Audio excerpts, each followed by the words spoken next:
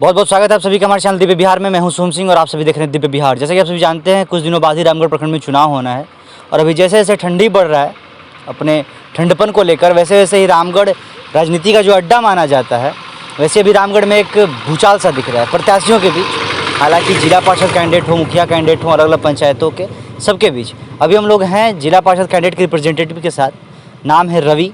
तो बिना किसी देरी के इनसे परिचय लेते हैं, आगे बातचीत को शुरू करते हैं। पहले तो बहुत बहुत स्वागत है आपका हमारे चैनल में। एक बार हम चाहेंगे अपना परिचय दीजिए। धन्यवाद। मैं सबसे पहले आपका अभिनंदन करते हैं, स्वागत करते हैं कि आपने हमें यह मौका दिया।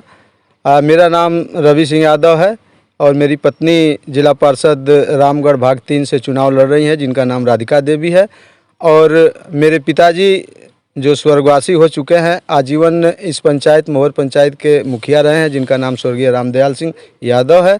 और मेरे बड़े भाई जो प्रदेश स्तर तक अपनी राजनीति की है, स्वर्गीय उदय प्रताप सिंह जी यादव जी, जो आज हम लोगों के बीच नहीं है और इनकी कमी हमें खली। और आज मैं अपनी पत्नी राधिका देवी के साथ या उनके जिम्मेवारी का पालन करने के लिए आज जिला पार्षद के रूप में यहाँ आपके साथ उपस्थित हैं। अभी आप चुनावी मैदान में फाइट कर रहे हैं, जैसे आपने कुछ नाम गिनाया, जैसे अपने पूर्वज गार्जियन का।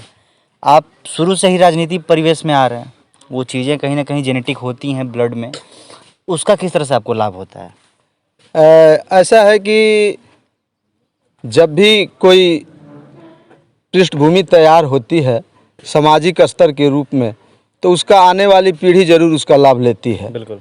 और मेरे पिताजी आजीवन मुखिया रहे, जैसे कि मैंने आपको बताया, और आजीवन मुखिया रहने का कोई ना कोई कौज रहा होगा। बिल्कुल। और समाज के साथ उन्होंने जुड़ा, समाज को एक साथ लेकर के चला, जिसका लाभ आज मुझे भरपूर मिल रहा है। हर जगह उनके नाम से जाने के बाद यह लोग ज़रूर आशा दिखाई दे रहा है लोगों के बीच में कि ये रामदयाल जी के वंशज हैं और ज़रूर उनके पद चिन्हों पर चलेंगे और हम लोगों के मान सम्मान की हमेशा रक्षा करेंगे।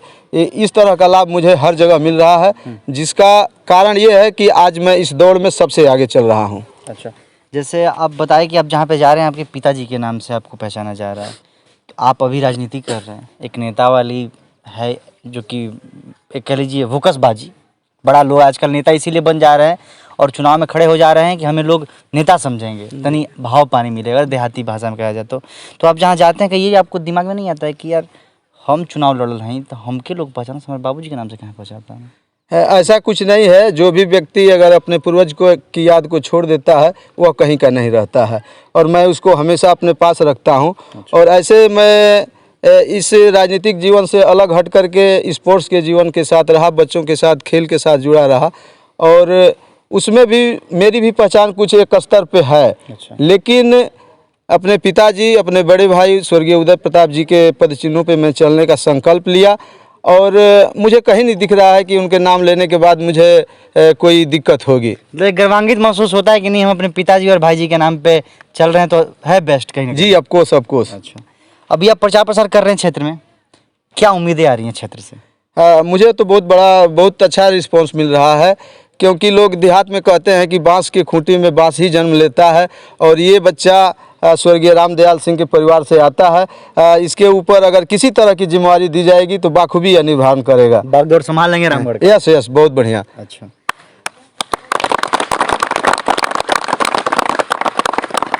जैसे कि अभी जो धूप हम लोगों पे लग रहा है ये डायरेक्ट लग रहा है, आपके क्षेत्र की जो जनता है वोट आपको भी डायरेक्ट मारेगी, तो किस तरह से लोगों को समझाते हैं कि भैया तमाम कैंडिडेट हैं, इन सब के बीच हम ही बेस्ट हैं, कैसे समझाते हैं? ऐसा है कि जब भी मैं अपने अभिभावकों के पास वोट मांगने के लिए जाते हैं तो सबसे बड़ा मेरा ये एक मुद्दा रहता है कि मैं और कैंडिडेटों की तरह बच्चों को, पूर्वजों को प्रलोभन, गलत तरह का प्रलोभन देना नहीं चाहते हैं। जैसे कि आज देख रहे हैं कि बहुत ऐसे कैंडिडेट हैं जो गलत आदतों में आने वाली पीढ़ी को डाल दे रहा है लोग, जिसका खमियाजा समाज को भुगतना पड़ रहा है। कहीं ना कहीं आपका इंडिकेशन जो प्रलोभन है दारू मुर्गा शराब की तरफ है, हम यही प्रतीत जी करते जी जरूर। अच्छा। मैं डायरेक्टली तो ऐसा नाम नहीं ले सकता, लेकिन हम ले सकते हैं। हाँ, क्योंकि यहाँ सरकार बैन की हुई है, लेकिन मिल तो रहा है। हाँ, बैन के बाद भी प्रचुर मात्रा में मिल रहा है और मैं इसका खिलाफ करता हूँ। अच्छा। मैं ऐसी अपने राजनीति के लिए ऐसे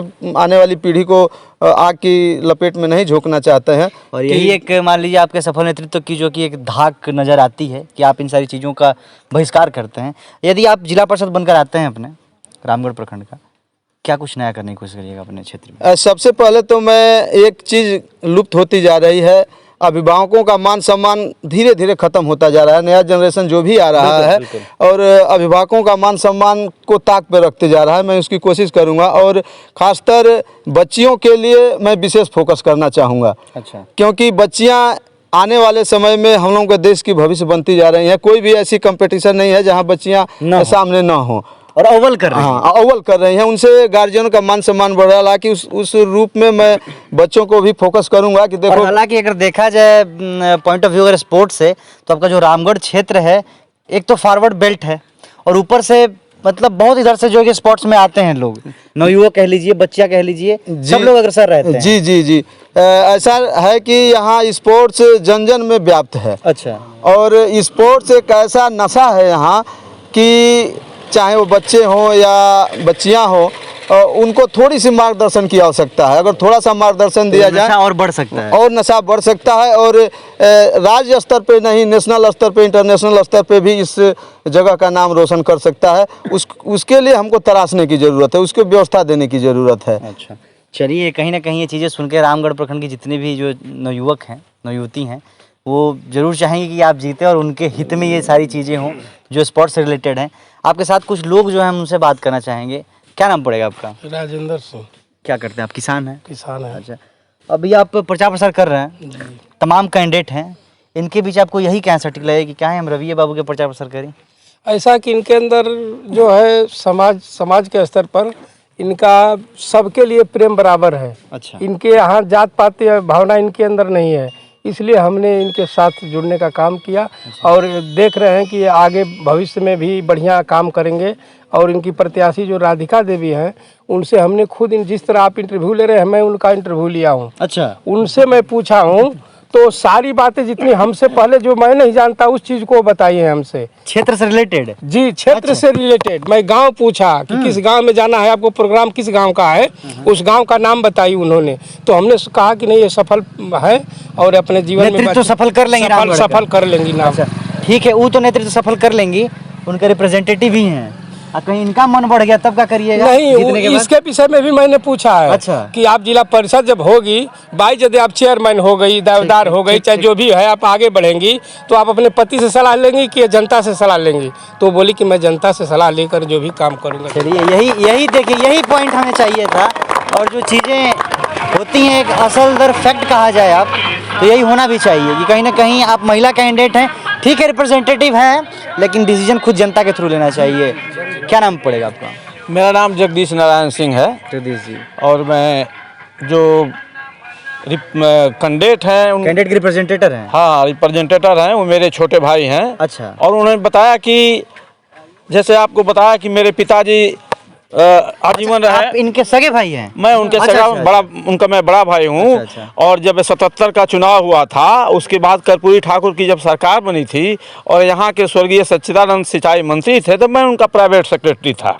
अच्छा, उस समय मैं प्राइवेट सेक्रेटरी था। उस समय जयप्रकाश नारायण के आंदोलन में हम लोग पटना से कहाँ से जाकर के आंदोलन किया करते थे। अच्छा, जैसे आप रिलेटेबल उस समय की जो चीज़ें देखे होंगे, हालांकि उम्र में हम अभी बहुत छोटे हैं और अनुभव भी बहुत कम है हमारे पास।